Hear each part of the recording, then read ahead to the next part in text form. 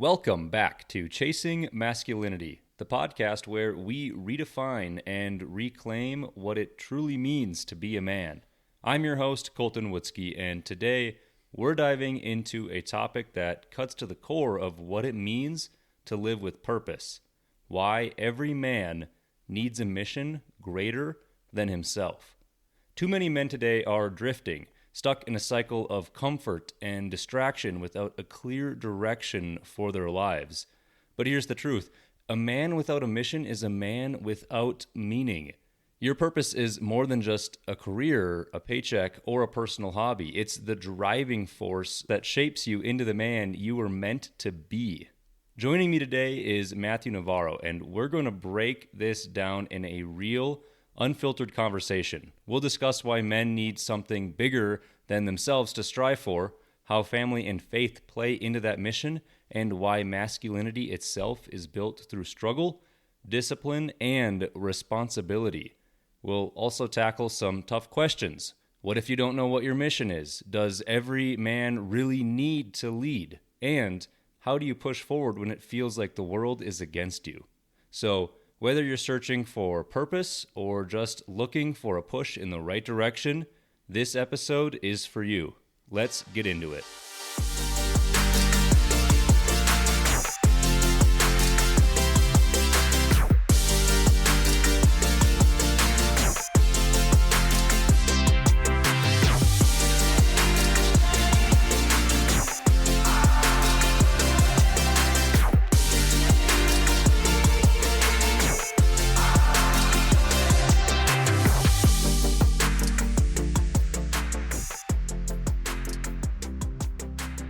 So Matthew, thank you so much for joining me today on such what I think is a crucial topic for men today.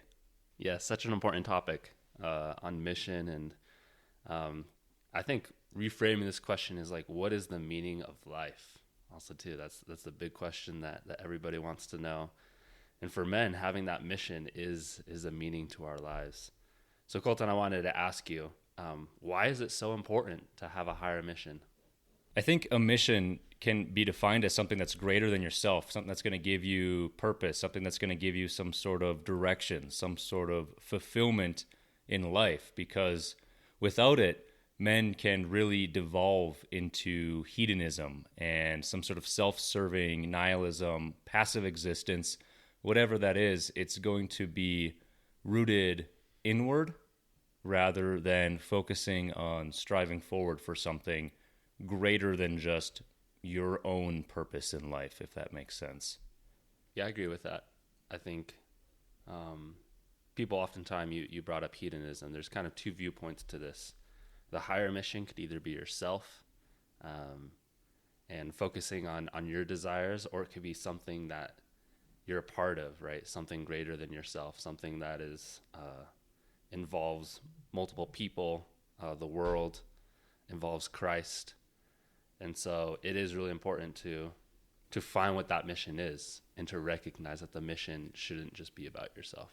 I'm glad you brought up Christ, because I think there's a lot of biblical examples or just even historical examples of what men who are driven by a mission do, what they mean, what they stand for. I mean, the first obviously is Jesus Christ. I mean, he lived to fulfill the Father's will. He sacrificed himself for others. But then you also have people like the founding fathers who risked their lives, who risked their safety for the freedom of the nation they were fighting for, or just even men of faith and family. Because I think every great civilization is built on men who lived for something that is more than just themselves. Mm-hmm. So digging into the core concept, why every man needs a mission, I think a man without a mission is kind of adrift. He is swayed by life's challenges, whether things come into his life, whether things on the whim can set him off course. You kind of go with the flow sort of mentality, and there's a limit to where that's good and bad, but without a mission, I think you're completely subjected to whatever life throws your way, and you kind of just have to go with it, because what else is there to go with? I also believe that masculinity is forged through purpose. So masculinity is something that I don't think is a default. I don't think it's something that we have and it's through our actions that it's taken away. I think masculinity is something that we have to fight for. Yes, it is a part of God's design for us, but it does not mean that it's something that we can't do nothing with and expect to have it. I'd be curious your thoughts on that. Do you think masculinity is something that is inherent or something that has to be strived for? I think the inerrant part of masculinity is that God has given us the drive to desire these certain things. So I think one example is like with work. Oftentimes our work can kind of be that the answer to the question of what is the mission that is greater than myself.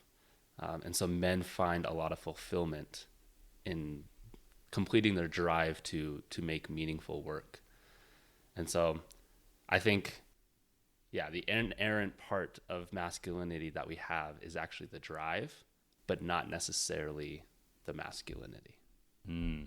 So you're saying masculinity is inherently tied to the drive that a man puts towards, I guess, his mission? Yeah, I would argue all humans have that drive to be a part of something greater than themselves. I think God has given us that as humans, but I think God has specifically given men the drive to take action, like go out and do it with no excuses, like being willing to sacrifice and put everything on the table in order to achieve something. I mean, you see that a lot with modern success stories of people you see on social media. I think social media certainly accentuates the view of that lifestyle. It's able to kind of put a spotlight on it now more than ever, but the idea of the hard-working, the ones who will grind, the ones who are driven towards something, all of a sudden are these success stories. So you see a lot more of these men who are really in this hyper-successful bubble of whatever niche they're a part of because they have decided to just buckle down and focus on that thing. That is their thing that they're going to find their success in life over. And that's really prevalent today, which is encouraging. I think it also creates some downfalls, which we can get into, but it's very encouraging to see so many successful men out there who have kind of lived by the proof of this concept, which is buckle down, find your mission, and just fight for it every day. Yeah, and I think to clarify, of course, women have drive too, right? And women have the want to achieve something greater than themselves. But I think for men, there is a mental aspect to what happens when you are not achieving or working towards something that is greater than yourselves. And I think oftentimes you find that men encounter a lot more mental health struggles, really just have hardship with the idea that they're not contributing towards that thing. Yeah, this is my bro science, so this isn't backed by anything, but I do think that there's a certain level of men who are living in that placidity, men who are not striving for something or kind of floating adrift in life, I feel like are going to be more prone to things such as mental health or anxiety or just feeling a general sense of being lost in the world. Mm-hmm. I would not be surprised if there's a strong correlation between those two events. So I guess wrapping up the necessity of a higher mission, I think the key takeaway is a man without a mission is a man without a future, because you are subject to whatever life throws at you. So Colton, I wanted to ask you, as we include Christ and the biblical mission for men, what does it mean to subjugate yourself to God first and foremost? Yeah, I think the subjugation of man before God is probably the most fundamental pillar of what it means to be a man searching for your mission, because your orientation matters. Your orientation in the universe, in your worldview, your place in which direction you're going, that's all driven by your orientation. And if your mission isn't grounded in faith, it's like built on sand, right? It's subject to being washed away.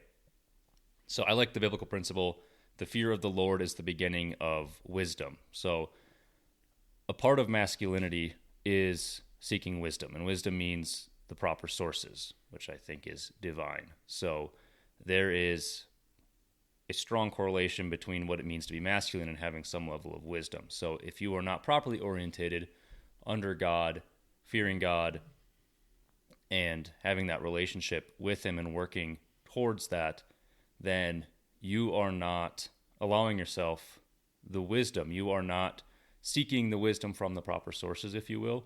And that, I think, is immediately going to work against you if masculinity is what you're seeking.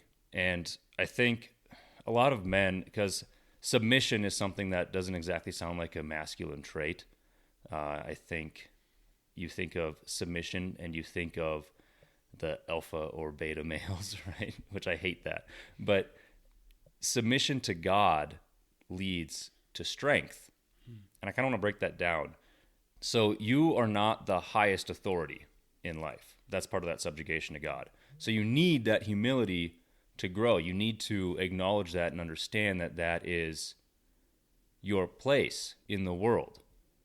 And without that wisdom, that divine wisdom that I was talking about, which can only be done through that relationship with God, through seeking it through the proper sources, men are going to chase power, they're going to chase money, they're going to chase approval instead of that sense of true purpose, which I think is kind of intertwined with what a mission is what is your purpose. An example of this could be like Solomon asking for wisdom. He didn't ask for riches. He didn't ask for status. He was able to obtain those things, and those certainly had a positive and negative effect on his role. But understanding that wisdom is a true source of developing yourself as a man, I think, is fundamental, and that all stems from subjugating yourself to God. Yeah, I agree with you with what you said, Colton. I think to kind of put it in my own words, you mentioned the fear of the Lord is the beginning of all wisdom. And what does it mean to have wisdom as a man? And subjugating yourself to God, so putting God first. I think when we talk about as men wanting to find a mission with a higher power, there is a piece that the biblical mission provides meaning to our lives. If we are not subjugated to God, if we're only focused on ourselves, the reality is that most likely our mission is not going to affect, or let me put it this way, it's not going to be remembered when we die. Let's just say that. I think a lot of times, especially in a Western culture, we think that we're just like these really special people, that when we work towards building a company or building wealth, that these are things that are going to stay around, right? Even after we die. And you're right, maybe your wealth stays around for a couple of generations that you can hand down. Maybe your grandchildren really know who you are and remember you. But eventually that's going to cut off, and people aren't going to remember what you did. And I think when you subjugate yourself to God and put God first, you're part of a mission that's so much greater than yourself, that puts God on the pedestal and glorifies him. And it's something that will be eternal, right? So when we talk about the mission of helping build God's kingdom, the Great Commission to go out and make disciples of all nations, that's being a part of something that is greater than ourselves. That's being a part of something that will be eternal and that will last forever. So is that like your legacy as a man?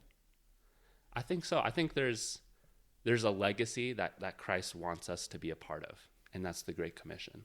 And that's making disciples and glorifying his name. And then I do think there's an aspect of a life legacy, right? So how did I contribute to that? Using my specific skills. Maybe it is a business. Maybe you used a business to, build disciples for Christ. Or maybe it's a medical business that you use to help heal people and make people feel better. But I think the overall mission in those things was ultimately the Great Commission, was ultimately the biblical mission. So I just saw a tweet from Alex Ramosi the other day talking about legacy as a man that this reminded me of, and it was like, remember Queen Elizabeth. Okay. She has not been in your mind. You have not thought about her until I just brought it up. That was essentially the tweet.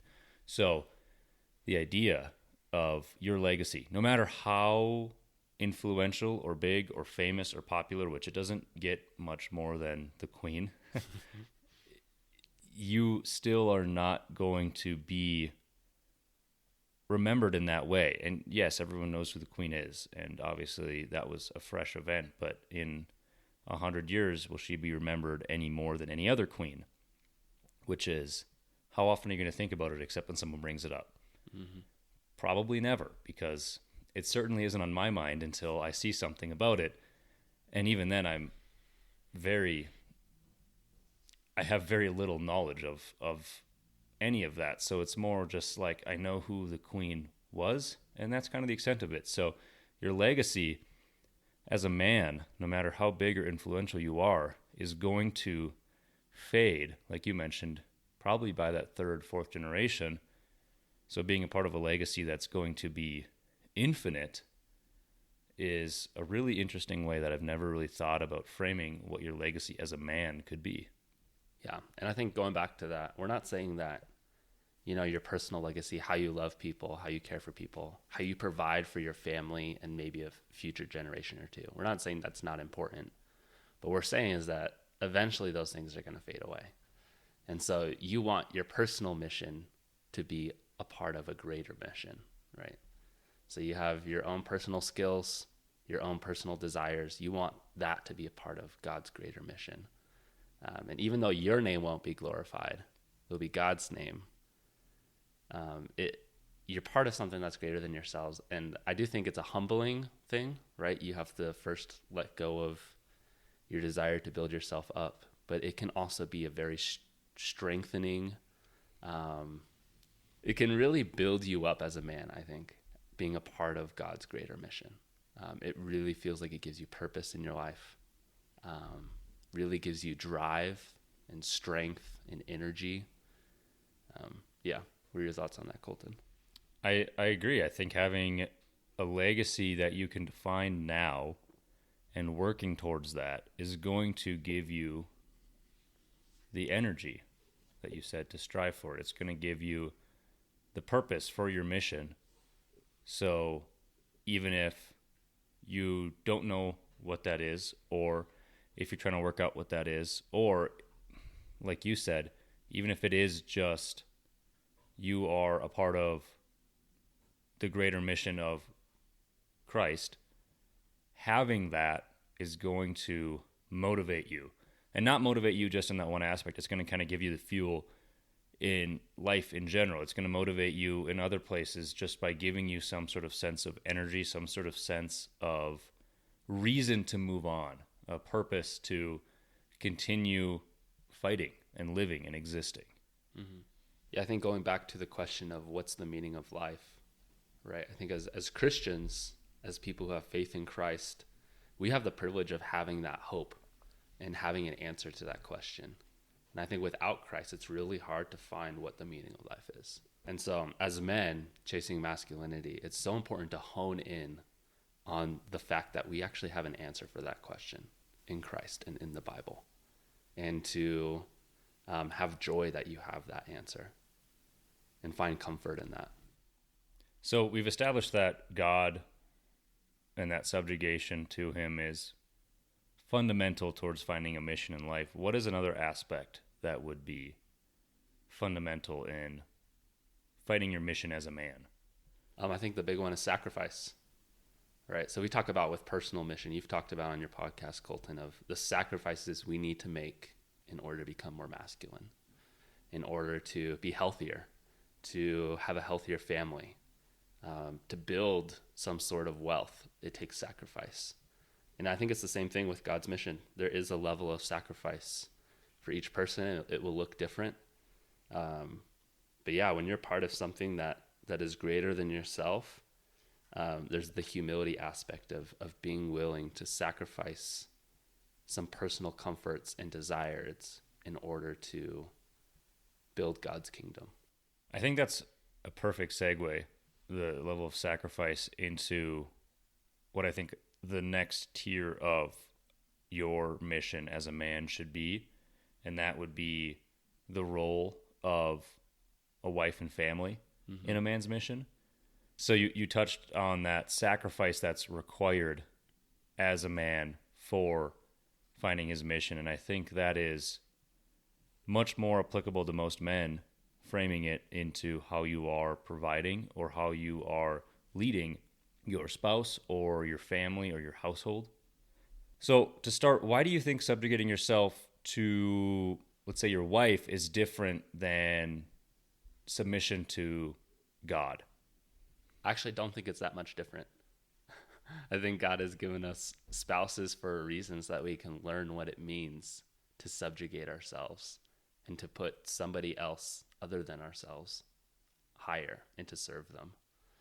And so, yeah, I think it's the same thing with the spouse. So for us as men, to learn how to subjugate yourself to God, you also have to learn how to give those sacrifices within a marriage and to put your wife first sometimes, and put your own desires behind to meet your wife's desires. And then it goes vice versa. It's the same thing for your wife. Your wife is told that they should also be working on that and being willing to sacrifice their own desires for their husband's desires. And so I think God has been very gracious in giving us a real world application of what it means to subjugate ourselves to him, and by doing that through marriage. Yeah, I think there's an important distinction to make, that even though man leads the household, he still serves. Mm-hmm. It's not a one-way relationship like you talked about. There's still that submission and servitude in marriage. And I think relating that back to the mission for a man in the house, that mission is built, that level of sacrifice required and that servitude required is built on duty. There's a sense of duty as a man to provide provision and protection. It's not just the emotional side of things. You need to actually have some sort of physical presence in the relationship. And I think that will help the marriage thrive when you are serving in that way, when you are physically there as a man to lead your family, to protect your family, to provide for your family, knowing that this isn't a one-way dictatorship where I provide, therefore you serve me. But those things are a part of, in addition to others, the servitude and the submission that is required on behalf of the husband for the family. Mm-hmm. Yeah, I think you see that too. In the Bible, God's ultimate question to men in terms of how much are they willing to sacrifice for their family is the question of, would you be willing to lay your life down to protect your family?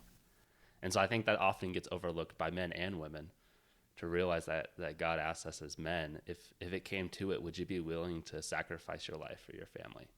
Like that's the ultimate sacrifice, right? And so, yeah, just something to keep in mind as we, seek to fulfill that role as a husband and as a provider. So you could walk throughout all of life, not sacrificing very much as a husband, which would be wrong. But the question is, would you be willing to sacrifice your life for your family? I think that's usually a good indicator of where you stand in terms of fulfilling that role as a husband. I heard an example of this that's kind of graphic, because everyone thinks, oh, would you give your life for your family? And everyone thinks of jumping in front of like a gun or something. I think most people would do that. But would you go and fight for your country? Would you go to war to save your family? Or the example I heard was, would you, for whatever reason, take your own life to save your family? Would you turn that gun on yourself for whatever reason for your family? And I think that's a much, much different question when you frame it in such a much more graphic way, is what extent are you actually willing to protect your family? And pondering that and thinking about, wow, to what extent would I actually give my life, really helps you answer that question more than just, yeah, of course I'd jump in front of a bullet, or I'd, jump in front of a moving bus or something that is much more stereotypical. Yeah.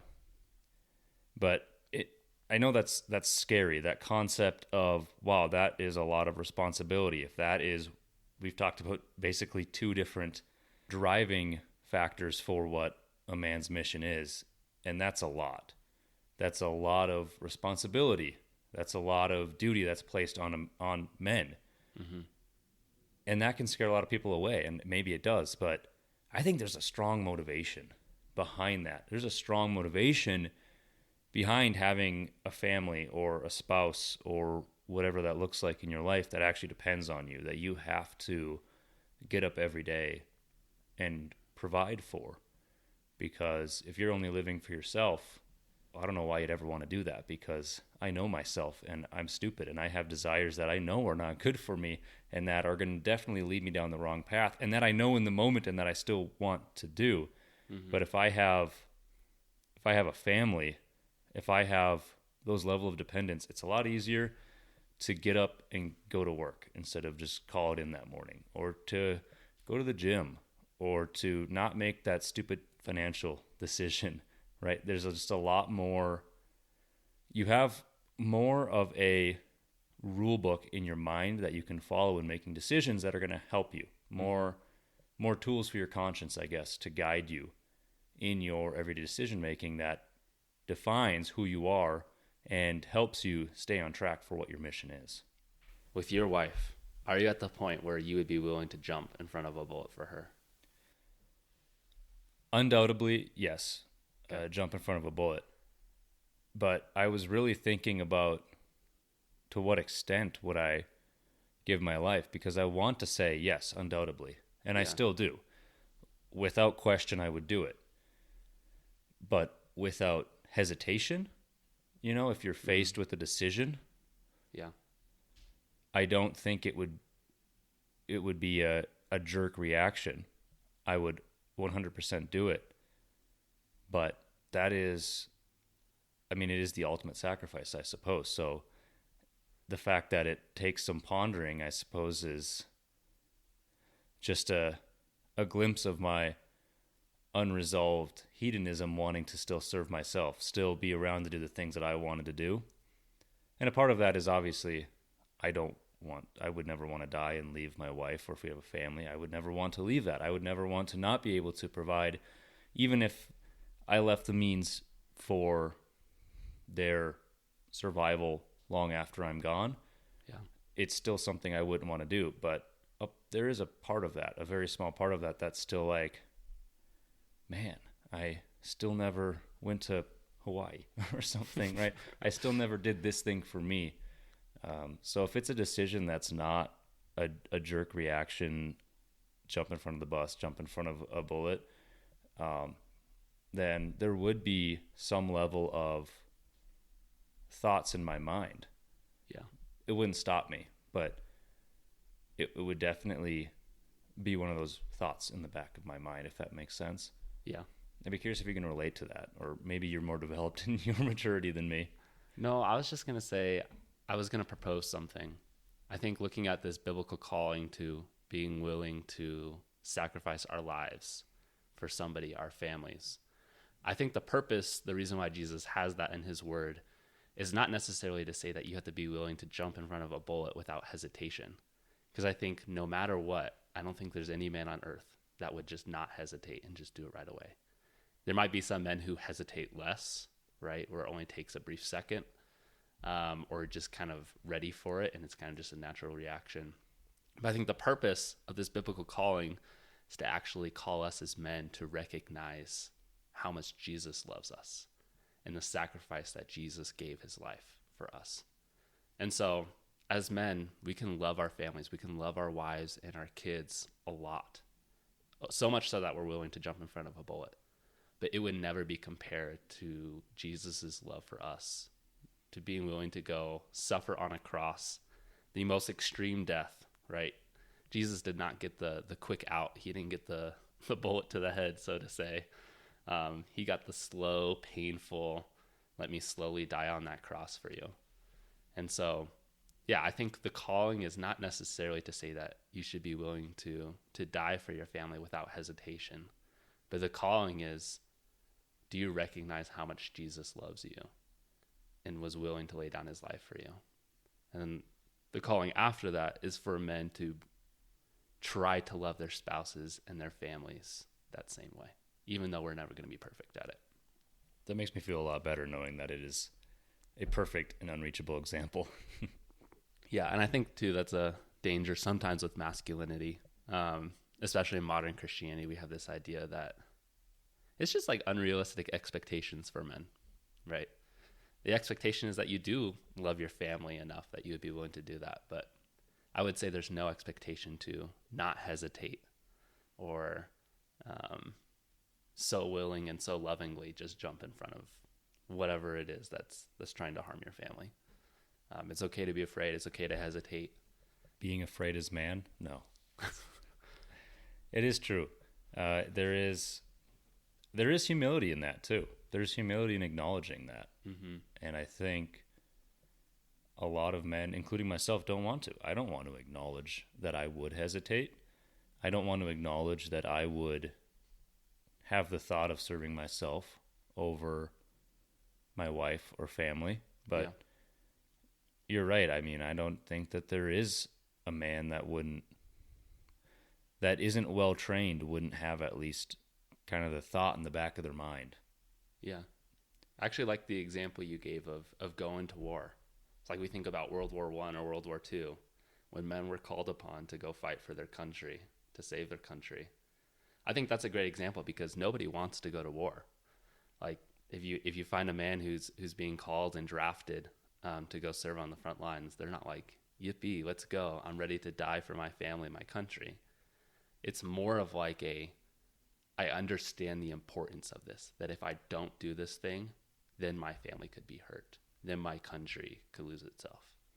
And so it's like, even in the midst of fear and in the midst of hesitation, still being willing to take that step and do it because you know it's the right thing. I think you drew an important distinction there, and that's the willingness to serve rather than the compulsion or desire to serve. Mm-hmm. And I think that relates back to what the duty of a man is it doesn't mean that you have to want it. It doesn't mean that it should be this innate desire that is just natural to you. What it means is that you have to just be willing to get up and do it. Mm-hmm.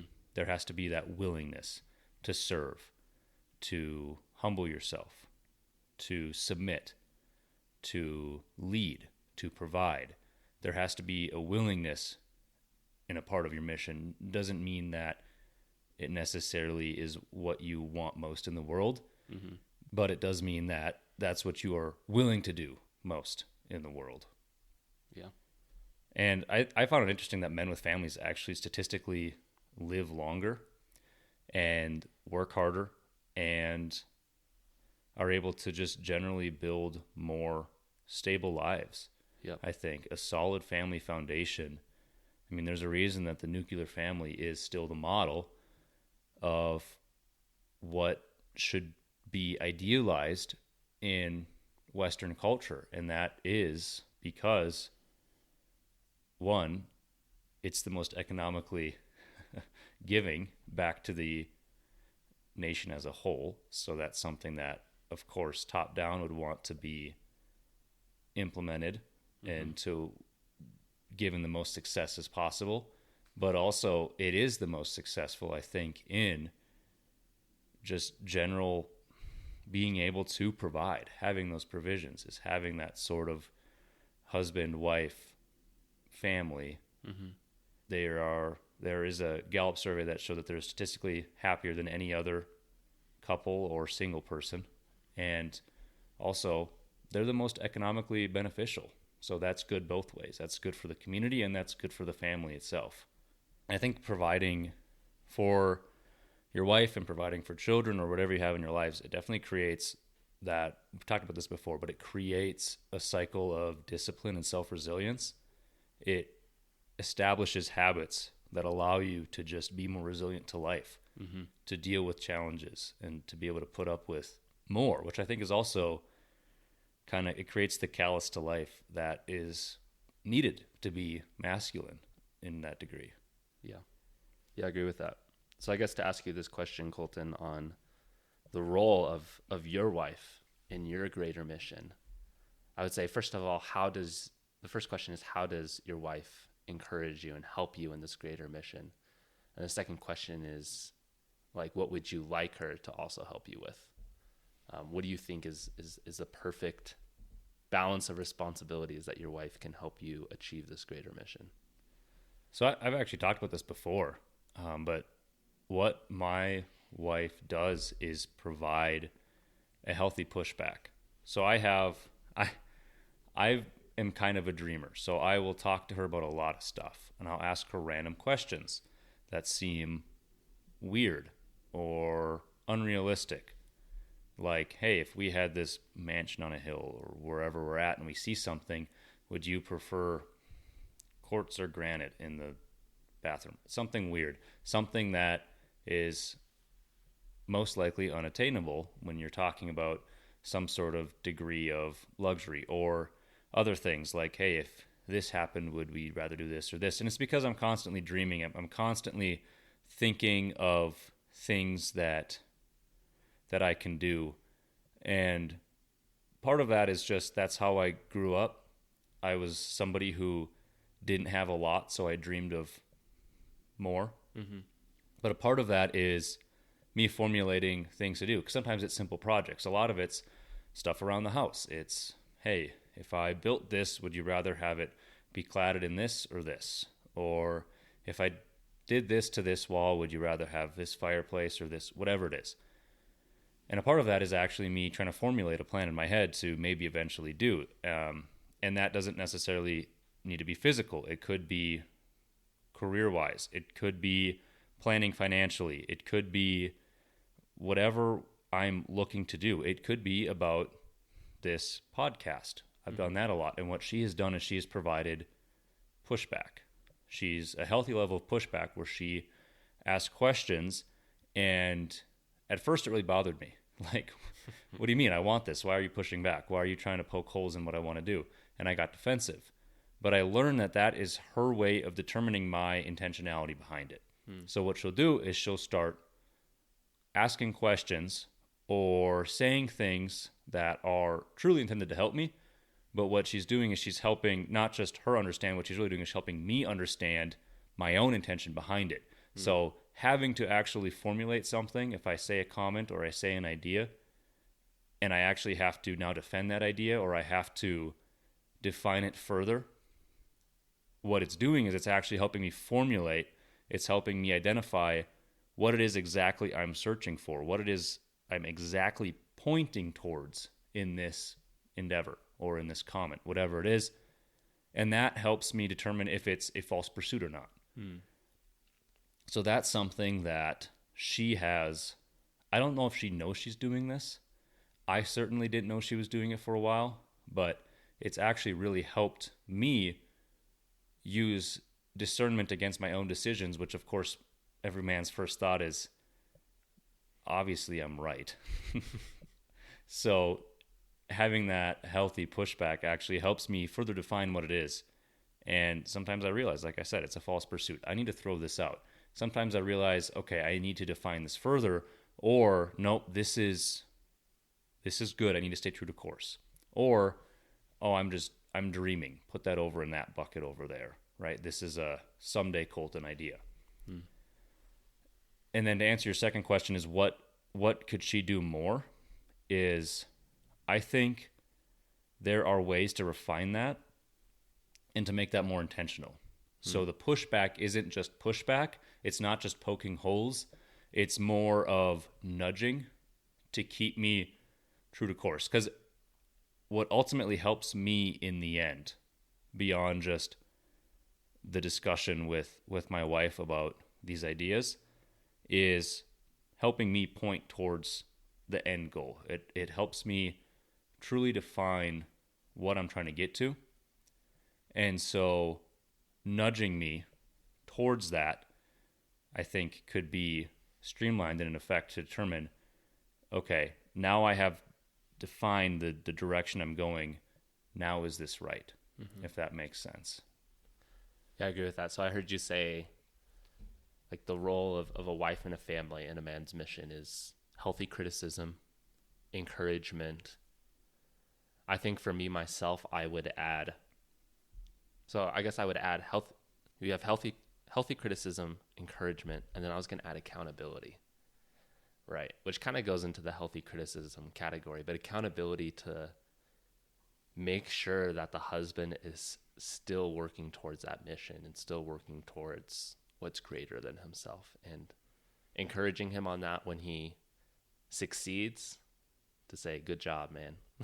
And when he doesn't succeed, to say, like, hey, you're not doing as hot as you were. So yeah, that's what I was going to add to the role of a wife and family in a man's mission. A healthy kick in the pants. A healthy kick in the pants is really important. I guess a question stemming off of that is, moving on from wife and family, what role could brotherhood or community play in helping a man in his mission that's greater than himself? That's a really good question, because that stereotypical masculine trope is the cowboy, right? The solo, the gunslinger, the guy who's doing it on his own, who lives in solitude, who's gone monk mode, and all of a sudden has found his success, right? It's somebody who has silently found success. And there's something really appealing, I think, about that, being the lone wolf. There's some level of masculinity, and it's probably tied back to stoicism, but there's just something about that that's appealing, even to me. But men undeniably are not meant to walk alone. There needs to be community. You need to have brotherhood, because in the end, this isolation will lead to weakness. So there's that healthy balance of, man, I really want to be a lone wolf. I really want to go do this on my own.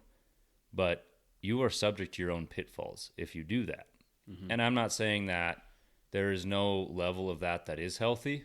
I'm just saying that if that is your sole pursuit or method of pursuing your mission, then you are probably not, at the very least, optimizing for the most beneficial way that you could be finding your masculinity through your mission. At the worst, you're subjugating yourself to yourself, and you're serving yourself, and you're not able to share with brothers. So I like the idea that strong communities shape strong men. There's ancient warrior cultures like the Spartans who not just trained together, they lived together. They were an actual group of brothers. Or you can relate it to, as iron sharpens iron, so one man sharpens another. Yeah. This idea that even as flawed men, we still need each other to make each other better. So just as a group of men could devolve each other into ideas that are corrosive, a healthy community does the opposite. It creates this idea where the bad actors and the bad ideas are thrown out, and there's this continual upward fighting movement of refining and refining and refining. It's that sharpening of iron, right? So I think a strong community is beneficial, because a good friend group is going to challenge you and refine you. You're going to get accountability. So like you mentioned with your wife, when you're slipping, when you're not able to provide, or you're not willing to provide, or you're not putting in the work that is a part of your duty, they're able to call you out in that, because there's certain aspects where you need men in your life to do that. It can't all fall to your spouse. You need a group of men, 4 men, that are able to keep you accountable in that way. And then also inspiration, because you can see what other people are doing, and you can, as my dad says, you can, he leads by example, either an example of what to do or what not to do, right? You can literally see it played out in front of you, And I think both of those are good, but can only be found in a community. Mm-hmm. Yeah, I agree. I think this is one reason why in popular masculinity circles that sports are pushed heavy. Clubs, being a part of a team. Like we talk about the reason of why it's so important for boys. So if you have a boy who's not very sporty, still being a part of some sort of club or team where they learn the challenges of lifting one another up and losing as a team and winning as a team. I think it's so important. I learned this the most through basketball, which is my favorite sport and the sport I played when I was young. And let's be clear, sports oftentimes actually do a terrible job of displaying this brotherhood and community. But I think I actually had a terrible experience of seeing how brotherhood and community can play out in sports, so much so to where I recognize the benefits of a good experience and what that good experience would be. And so the experience of, every game, one of your teammates is going to have a bad game. They're going to be off. And it's your role as a teammate to try to lift them up and encourage them, like, keep fighting, keep playing hard. If you lose, it's not just on one person, it's on all of you. If you win, everybody contributed to that win. And so it's this, I think it's this lesson that we can learn from a young age of, brotherhood, community, building us up and helping us achieve a goal that's greater than ourselves. What would you say to that, Colton? I think you raise a good point that sports, especially for developing men, is a great way to see what teamwork, what brotherhood very well could be the first sense of brotherhood if you start sports young that young boys are going to be exposed to, but also it just as easily could be healthy as it is unhealthy, like your experience was. Thankfully, you were able to pull away from that. You found an example of what not to do, and you were able to recognize that. So a healthy, regulated community, a healthy community of other men who are able to, and young sports at a young age, I think, is a great example of this because you are literally developing as that occurs. There's no reason that doesn't change in adulthood. If you have even just a group of guys that you meet with, or it's a group of friends that you only see once a month, or it's a group of guys that you see several times a week, or it's your coworkers, whatever that is, if you can actually call yourself a community, it's the same development. And it shouldn't be viewed differently than if you are actually in your developmental stage as a boy, where you are literally developing and learning these traits. I think a healthy community of men acts in a similar way. You are still trying to develop yourself. You're still trying to navigate life. You're still trying to learn from each other. And there's still that growth that should happen. And the rate that it happens might be different. But it doesn't mean that it doesn't exist. It doesn't mean that stagnation should set in. So I guess we've talked about the role that family can play in helping us as men achieve our mission. And we talked about the role of brotherhood and community. We haven't really touched on what happens if men don't have a mission. We mentioned it briefly in the beginning of this episode of the dangers of not having a greater mission than yourselves. Colton, is there anything else you'd like to add to that of what are the dangers of life without a mission? So I think men who lack purpose are often self-destructive in nature. I kind of talked about being subject to your own pitfalls if you don't have a mission, or if you have a mission that's not properly regulated by a group of brothers around you. And I think that can often, and this is another one of my bro science theories, is it's probably going to lead to higher rates of mental health, like we talked about. So higher depression, potentially suicide or addiction rates among men who don't have a sense of direction. You definitely see this with the drug crisis in America right now. So many young men, I mean, we're talking like 17, 18, 20, 22-year-olds on the streets that they do not have a sense of direction or a sense of purpose in their life. All they have is the streets, getting arrested, getting set free, and then continuing this harmful cycle until they die. And I've heard stories from officers who interact with these people literally daily.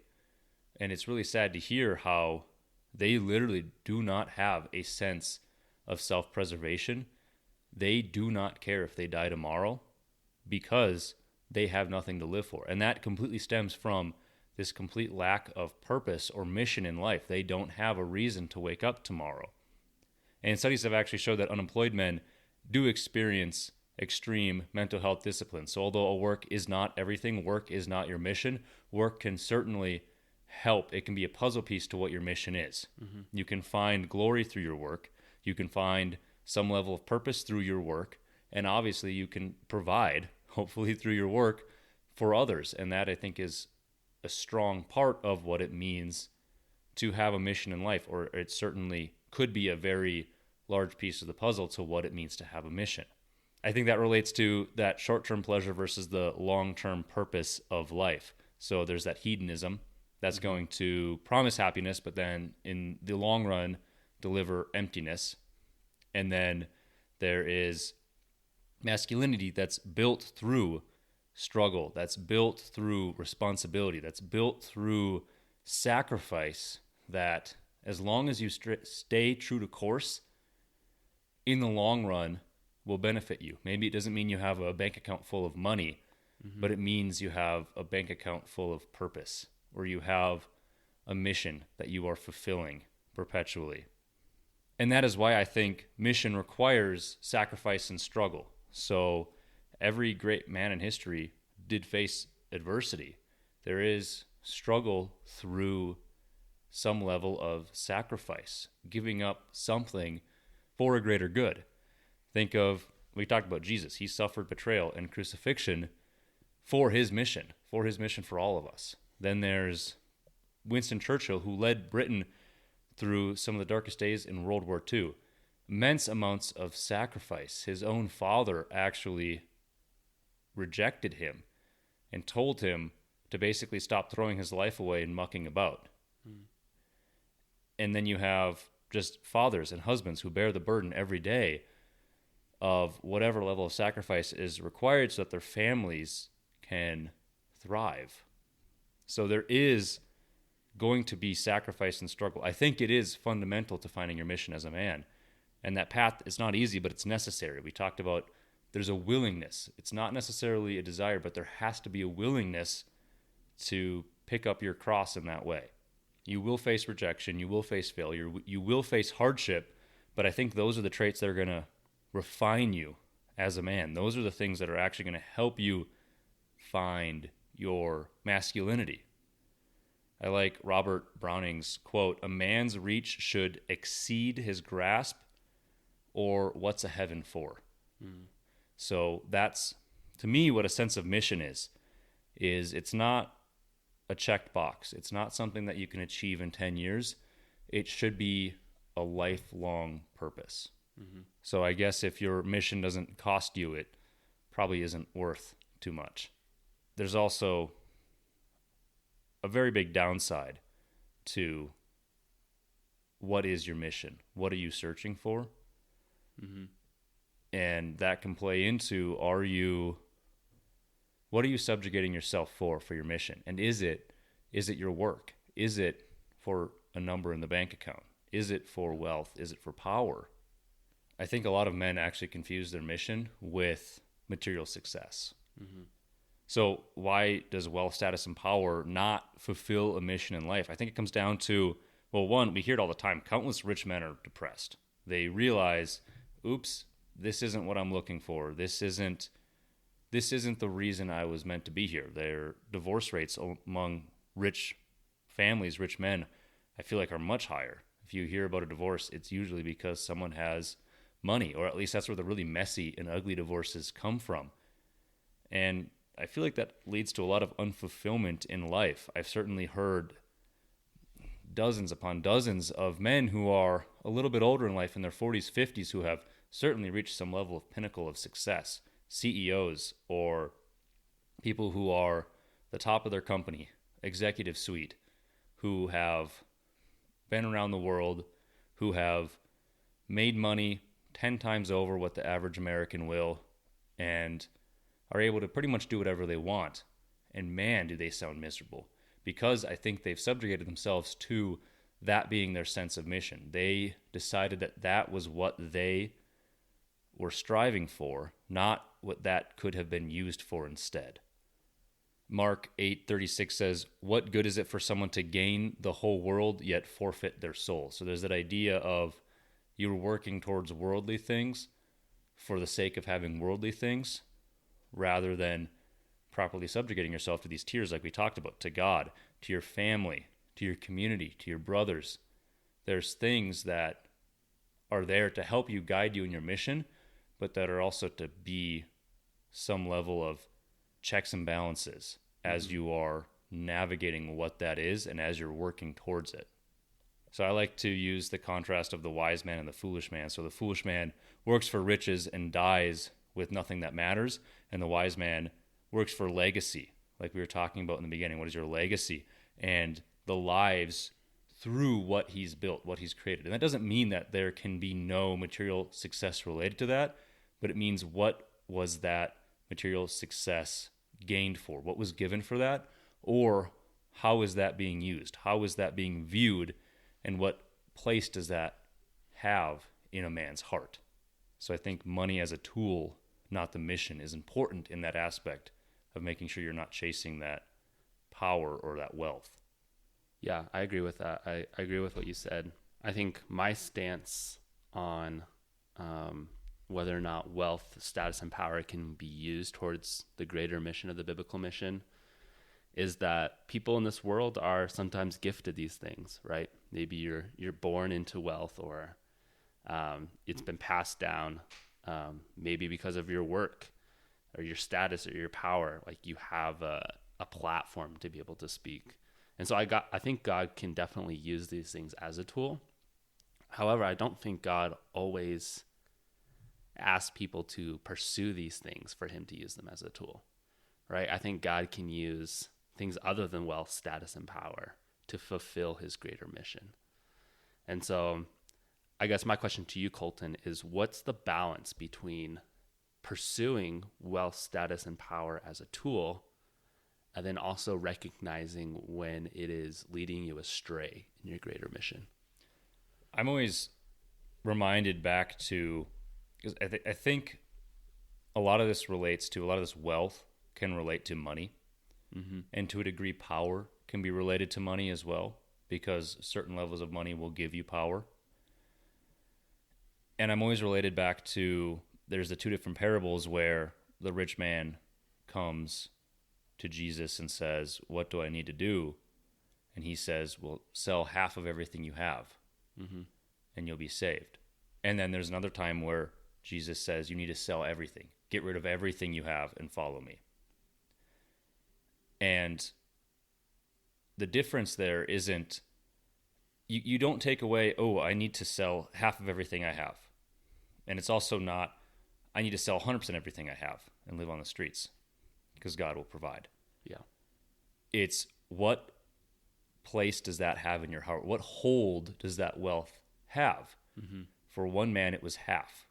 For one man, it was everything. It had hold of his heart, that wealth, that power, that status, the money. So what degree is it working towards you or against you, I think is important. And that probably requires a level of self-reflection that I certainly am not capable of. I am sure someone out there is, but being able to discern, this is the degree that this earthly material has on my heart, so this is what I need to make sure I'm not tempted with, I think is, it takes a lot of reflection, and it takes probably a lot of wisdom to discern that. So at the end of the day, it comes down to, if it has a hold of your heart, meaning you are placing it above whatever other aspects of your life, if you're placing it above your mission to serve others, to serve your family, to serve God, to serve your community, then it's probably an unhealthy level that it has, or that you're not ready for it, at least, right? I think certainly for me, I have always strived for more, but God has only placed what I'm capable of handling at a given moment. Yeah. Looking back, man, I could have easily devolved into somebody who certainly chases wealth. And I'm not saying I don't now. I'm sure I absolutely do. I recognize that in myself. But I certainly could see somebody who did that and only did that if I had more than I had at any given moment in my past. And even now, I think of, oh, it'd be real nice if I had this much more. Or this is the dollar amount that I need to be making, and then we'll be okay. This is the amount that I need in the bank. If I just was able to get rid of this debt, or if I was able to just have this, man, that would make life so much easier. Because then I wouldn't have this burden, I wouldn't have this stress. Oh, but then I could go on vacation, do this. It's like, oh, no, there it is. It's not to serve others. Oh, it'd be real nice to buy a hot tub. Nope, that's completely self-serving. So even now, I think God has certainly, and this isn't the case for everybody, so I consider myself very blessed, has placed the amount of wealth in relation to the amount of responsibility that I'm able to handle, if not just a little bit more. So I feel like I'm constantly in the proximal zone of development. So he's given me more than I can handle, but not too much to let me fall. So I'm constantly working towards grappling with that and trying to make myself better in that way, but not to the degree that it overwhelms me and takes me off course completely. Yeah. Yeah, I think you brought up a good point about wealth and status and power, that it's the love of wealth that ultimately is what is dangerous. I think an interesting study that I wish would be done is the study between people in lower income versus people in higher income. You usually see people in lower income brackets make poorer financial decisions, and usually people in higher financial brackets make some better financial decisions. But I think what's interesting is the love for building wealth and the love for money is the same, right? And even within the middle class, I think across all humans, we all have this sinful, fleshful desire to build wealth, see a certain amount in our bank account, be able to buy some luxury items. And so I think just in general, that's just the human sinful desire that everybody has. And so that's why the Bible warns against us, like the love of wealth, the love of money is so dangerous. And I think you're right. Like wealth, status, and power can be used as a tool for greater mission. But I think oftentimes it also involves a lot of wrestling with ourselves and wrestling with our sinful desires. I've heard it been said several times. I hope I'm getting this right, but when people were asked across all income brackets, how much do you need to make to be happy, whether you made $30,000 a year or $1 million a year, it was always like roughly 3 times the amount. So if you made $30,000 a year, oh man, if I made $90,000 a year, I'd have everything I ever, like that would be the perfect amount. I would be set. If you make $100,000 a year, oh man, 300,000. That's the number. That's what we want. $1 million a year, man, $3 million a year. Because right now I'm okay. But man, those guys that are making $3 million a year, that's where I need to be. Yeah. If you're making $100 million a year, it's like, man, yeah, but like look at those billionaires. Like look at the people making hundreds. Like that's where I need to be, because then I can be a billionaire. I gotta up that to 300,000 a year. Which if you're making $100 million a year, you're probably already a billionaire. But there's always that level of, it's like roughly 3 times across the board what you're making now across all income brackets. So, and that compounds. So if you're making 30 and then you get to 90, now all of a sudden, yeah, you're like, man, 270. That's my number. Yeah.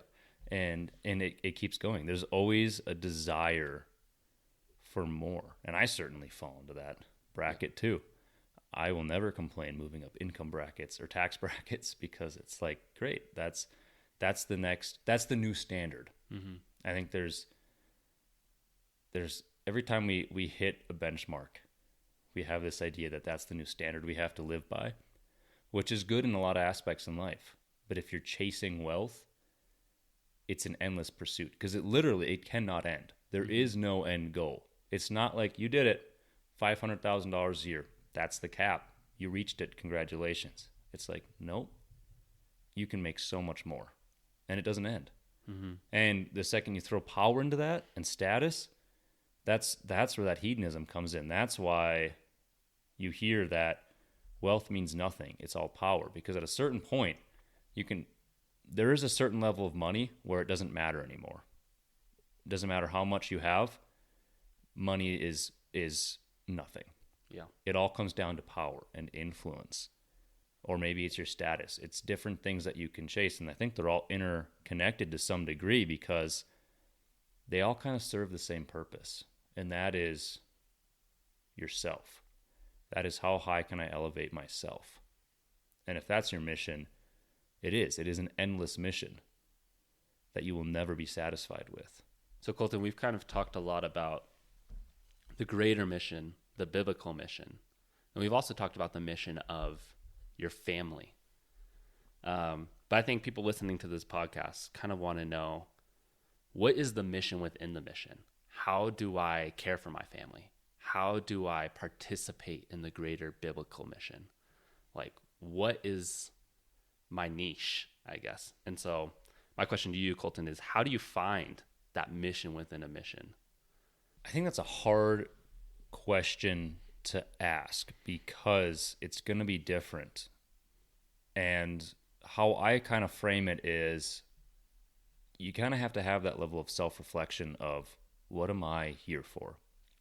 There are certain things that your mission in life should be subjugated to. And a part of that mission, like you said, should be serving God, should be serving your family, should be serving your community. But that might be your mission. But your mission might also be, no, I'm building this thing, this company, this product, whatever it is. That could be your mission that serves whatever your greater mission is. You could still be pointed in the right direction and serve your other mission, or serve your other areas of your life that are part of that mission, right? As long as they're all properly orientated towards the right goal. Mm-hmm. So you can ask yourself things like, what makes you feel alive, right? Not, man, I want to go to Bali. I'm sure I'd feel alive if I was in Bali. But it's what would I get up and do every morning and feel really excited about, no matter how much work, no matter how much grinding is required. Where do my talents meet the world's needs? Not everything is selling everything you have and being a missionary in Africa. Yeah. But it could be. But it could also be, no, I'm going to stay here in my community. Or no, I'm going to do this thing. I'm going to build this product. I'm going to build this company. And I'm going to inherently accumulate the wealth associated with that. But that's not my mission, right? Maybe that's a blessing that you've been given because of what you're doing. But your mission should be, okay, what am I pointed towards? What's the end goal with that? It's not just to build this thing. It's to build this thing so that I can ... right? And it could just be, well, I believe that what this is going to do is going to help people. It's going to help the world. And as long as you're constantly oriented towards that, that can be beneficial. But you have to know what that is. And I think that's really hard to do. So I like to ask myself, would I do this for free if I knew that it would make some level of impact? If you can say yes to that, it doesn't mean it's a no-brainer, but it means, okay, maybe you're in the right direction to help define what is this mission. Not what is this high level, oh man, I'm going to start a Amazon FBA account and make millions a year. Okay, if you want to do that, be my guest. Why are you doing that? That's not your mission. Yeah. So how to find your mission? And it very well could be, I am looking for other ways to serve my family. Okay, I think that needs to be fleshed out a little bit more because you are still completely subjugated to, man, it would really serve my family more if I made $200,000 a year instead of $100 or $300 instead of 100, right? Oh man, if I just pick up a few more hours here, then my kids can buy the Nike clothes, right? Oh, if I just do this, then my family will have more. So you have to make sure that your mission is not surface level oriented, because you could say anything serves your family. Mm-hmm. It could very easily serve yourself, or it could serve work or whatever has a hold of your life. That's what you're really serving. You're not really serving your family. So that's why I always revert back to studying scripture, or at least just trying to be present with God and ask those questions. And then also history. Study history. How did other great men navigate this? How did people who have made that impact, what did they serve? What was their mission? What was the legacy? What have they been remembered for? Mm-hmm. What struggles did they have to face? I think studying those that came before you is a great way to also help orientate yourself in what your mission is. And then lastly, I talked about this with brotherhood and finding a community, but mentors, seeking mentors. And that doesn't have to be old, wise men who are guiding you on top of like a temple in the mountains. I think having those people in your life is beneficial, but it could literally just be your peers. I think there's mentorship through peers, even if you, and preferably if you don't view them as they're at a level that you're trying to reach to, you're all at the same level together and you're all helping each other. Yeah. Or you're at different levels in your life, or whatever aspect you're trying to achieve, there's give and take. And just having that community and developing that as a sort of mentorship will help you, because there's going to be those who've walked this path before you and those who are walking this path with you, and you can learn from that. And I think those are all great ways to kind of develop what is your mission. At the end of the day, as long as it's not about you, I'm not saying it's not about what you can do, but as long as it's not about you and it's about how to serve others or how to serve something, putting yourself below something, you're probably on the right path to defining what that is. Yeah. I'd be curious on if you have any thoughts on other ways that you could help flesh out what is this reason that we're here? What is this thing that's going to give us this purpose? Yeah, well, I really love the last point you brought up about mentorship and community. I think right now in our culture, we place so much pressure on us individually finding what our niche is and how we're going to contribute to the greater mission. And sometimes that's okay. Some people know, right? They know I'm good at this. This is what I can build. This is how I can contribute. But I would say a majority, especially of young people right now, have no idea how they fit into this bigger picture, right? And that can be very defeating if you're trying to figure that out yourself. And so the importance of having a healthy community, healthy brotherhood, mentors that really can look at you and say, Colton, you're actually really good at this. Have you ever thought about using this skill or using this thing for the greater mission? So I think, first of all, that's a great point.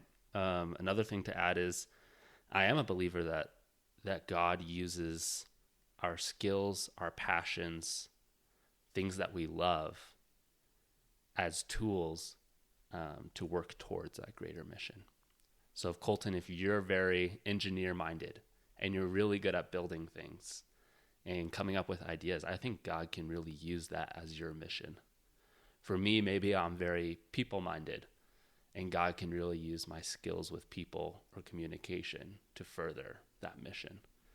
And so I think if we ask ourselves the questions of how to find our mission within the mission or the niche, the question that you should start off with is what are some of the gifts and skills that God has given you? Or what are some of the things that you've gotten really good at within your life? If you're at a job that you really are good at, and like you said, that you really enjoy, how can God use that job for this greater mission? I think that's a really important aspect that we should be asking ourselves. Yeah, I think Keller said it best, that you can find your work through wherever God has placed you. It doesn't mean that you are a missionary or a pastor or that it's inherently religious, but that you can find glory in your work no matter what it is. Mm-hmm. I've heard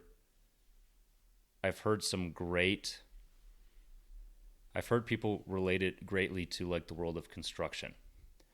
Yeah, maybe you're just building this building for some company that has billions, and all they do is they run servers or whatever it is, and there's no inherent relation to this is bettering humanity or this is advancing Christianity or whatever that is. That doesn't mean that it isn't good, if that makes sense. You're still putting something into the world. You're still putting your talents, what you have done, to good use. So I think there is benefit in acknowledging that your talents and your skills as a gift are there for a reason, and that you just need to search to find what can you benefit, or what can you use those to benefit others with, or what can you use those for to do good with or to do something with. And maybe that means I need to develop something more. Maybe it means I need to put in the work and develop this more. I feel like I don't have this thing. I don't have this tool. I'm not really good at X, but it's not always a definitive thing. It could be this high level, well, I like talking to people, or I like reading books, or whatever it is. Maybe it's something you need to develop more. Maybe it's something you need to do some searching and exploration to figure out what it is. And if you can do that without seeking things that are self-serving in nature, I think it's a good start on the path of finding what your mission is. Mm-hmm. I think everyone wants to be a travel blogger and get free trips to nice hotels and resorts. But that's probably not what your calling is. That doesn't mean that's what you need to pursue. Yeah, maybe it is. Go forth, I suppose. But it means I need to do some work. Yeah. A lot of it usually means if you don't have a mission, or if you kind of feel like you do, the work that you need to put in is all the same. You still need to have effort. Yeah. So I guess moving on to that point, what are some daily disciplines or some daily steps we could take in order to drive our living for this greater mission? I think the most important thing to remember is a mission is not a dream. It is a daily discipline. Mm-hmm. It means that you are willing to get up and fight for it every day. It means that you are going to have to put in the work every day. It's not something that you sit and think about every once in a while. I'll be like, man, can't wait till I reach that point in my life because that's what my mission is. No, it's something that you are actually having to fight for. As a man, you have to fight for something. And whether you acknowledge that or not, whether you realize it or not, you are fighting. Why would you not want to be intentional about that? Why would you not want to fight for something that aligns with your mission and greater purpose? Why would you not want to put the effort towards something that's good? Mm-hmm. So building those habits are going to reinforce your purpose. So you're waking up with intention, not this sense of laziness.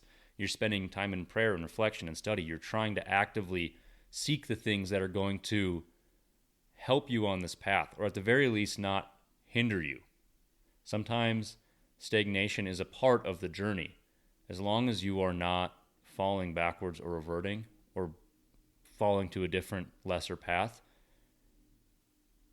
there's these daily things that you can do. Even if it's something as simple as you have a working draft of what your mission might be on your phone, and you look at it every day, or it's a thought in the back of your mind, or you have one thing that you can do that puts you towards that mission, that goal. And it could be as simple as prayer, or just thinking about it, or reading a book that's just going to help you further your knowledge and understanding of the world around you. Any of these things are going to develop you in a more well-rounded sense that should ultimately, if utilized with an understanding of why you're doing it, should help you towards this goal. And obviously taking action, right? It's not, like I said, your mission's not a dream.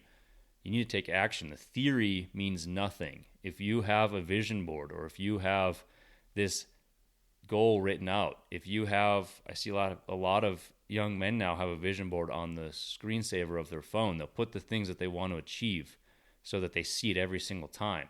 Mm-hmm. Steve Harvey does this even, and he's, I think, worth billions now. He has a vision board that he looks at every single day. It's not something that you look at and dream, man, can't wait to own that Porsche.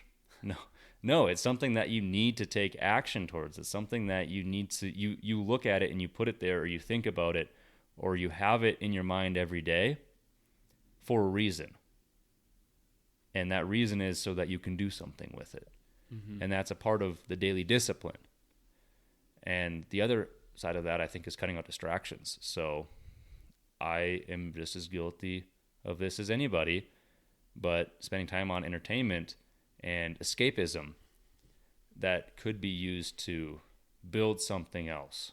And that doesn't mean that if you sleep for 8 hours a day, the other 16 are only grind.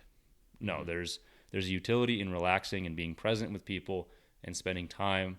I'm very guilty of this. If I can be multitasking, or if I can be doing something, or if I'm sitting around doing nothing, I feel guilty about it. But there's certainly utility in being able to spend time every day unwinding. I mean, if you want to sit down for the last 2 hours a day and watch Netflix, if that's what you need to do, or if that's something that you like and you can have that place properly in your life, then I'm not saying that's good or bad. I'm sure there's probably a bit of both.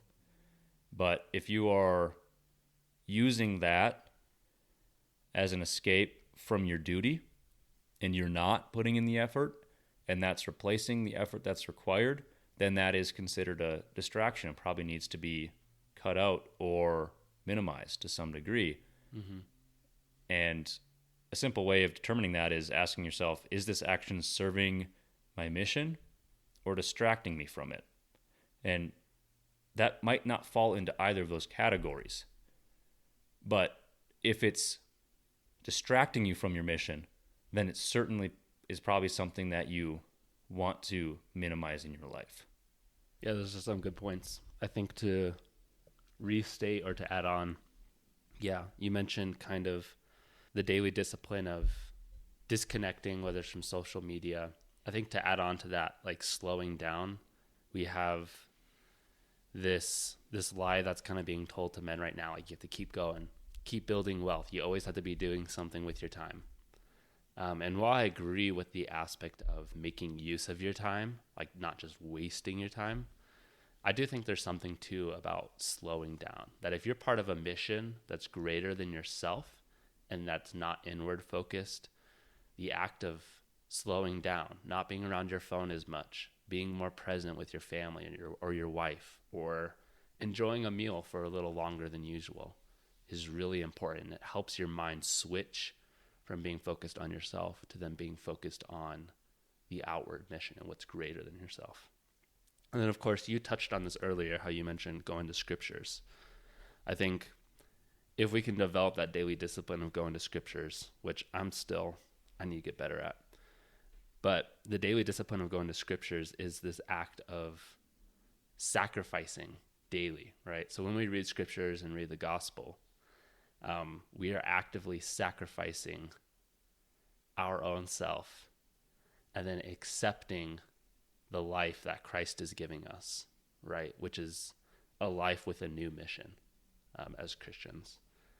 And so I think that's always an important part. We talk about sacrifice a lot as men.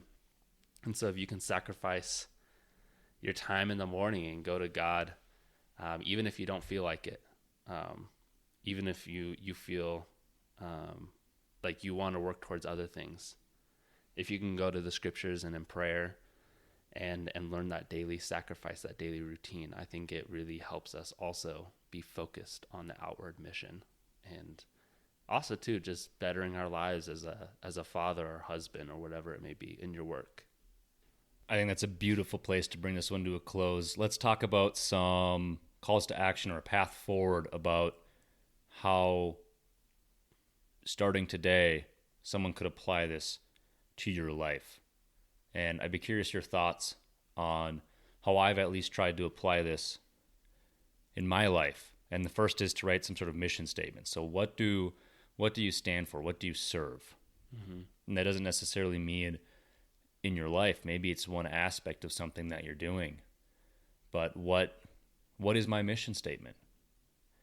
And then a big one that I like is I just identify one distraction in your life. Remove one thing that's like, ooh, this thing is hindering me. And I know it.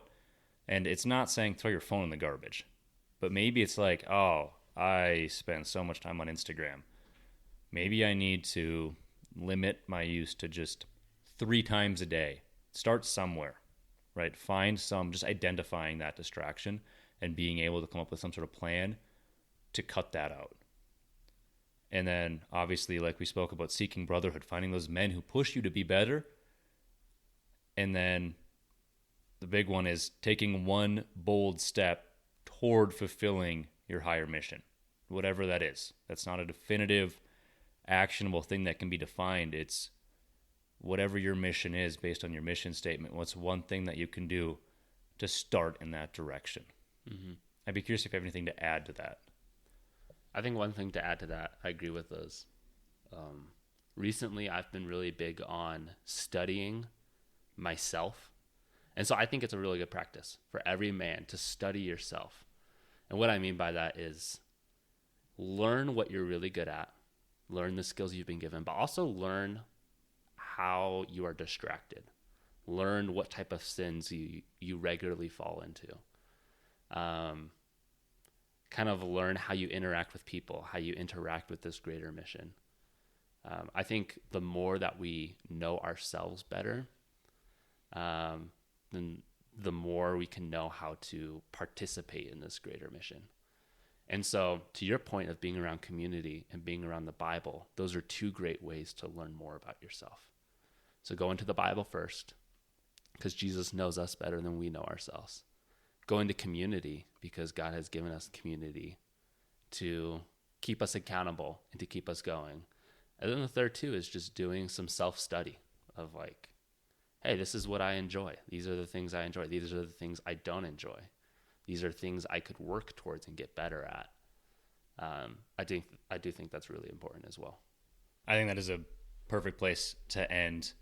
I think that if there is just one thing that someone were to take away from this conversation, it would be that a man without a mission is a man without direction. So it's not about having all the answers right away. It's about stepping forward in faith, taking that responsibility and committing yourself to something greater than your own comfort. So, Matthew, I want to thank you for joining me today, again, on this discussion. I think we are definitely fleshing out a lot of these hard to conceptualize topics that are very crucial to what it means to be a man, to chase masculinity. So if this episode resonated with any of you, do me a favor, share it with a friend who needs to hear this message. And if you haven't already, make sure to subscribe so you don't miss future episodes. Thank you for joining us today. Keep seeking wisdom. Keep striving to become the man you were meant to be. And until next time, keep chasing masculinity.